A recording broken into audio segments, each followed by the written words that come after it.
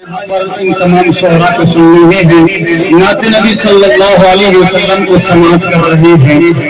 میں تھوڑی سی آپ سے گزارش کرتا ہوں کہ جب تک یہاں پر آپ بیٹھے ہوئے ہیں، پر جب بھی یہاں پر کوئی پڑھے گا آپ سبحان اللہ الحمدللہ بول سکتے ہیں، اس سے آپ کے نامہ اعمال میں نیکی لکھی جائے گی اور پڑھنے والے کو حوصلہ ملے گا۔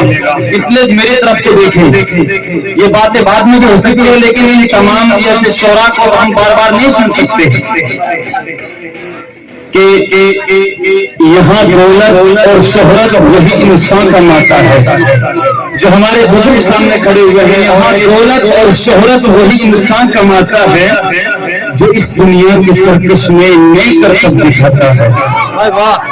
یہاں دولت سچائی بیان کر رہا ہوں، یہاں دولت اور شہرت وہی انسان کماتا ہے جو اس دنیا کے سرکش میں نئی کرتب دکھاتا ہے۔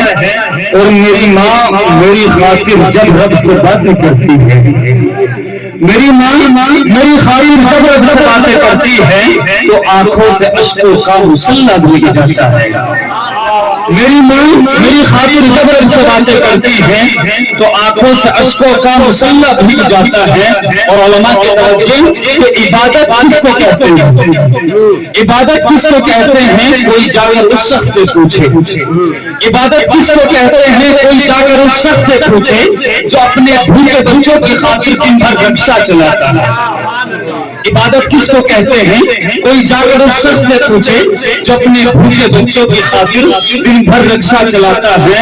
اور میرے مالک میری بیٹی کی خاطر بھیج دے کوئی رشتہ، میرے مالک میری بیٹی کی خاطر بھیج دے کوئی رشتہ، یہاں غریبی کی بدولت ہر کوئی دامن چڑھاتا ہے۔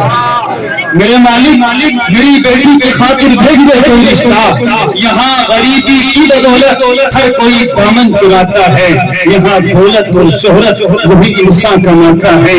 آئیے شعر کی تمہید کے ساتھ میں گزارش کرتا ہوں، آپ کے لخت جگر، آپ کے نور نظر، آپ کا چہیتا، آپ کے سرزمین، آپ کے ہیبت سے تعلق رکھنے والا بھائی غفران نفیس خیالی صاحب سے سیدھے گزارش کرتا ہوں کہ تشریف لائیں اور اپنا کلام پیش کریں۔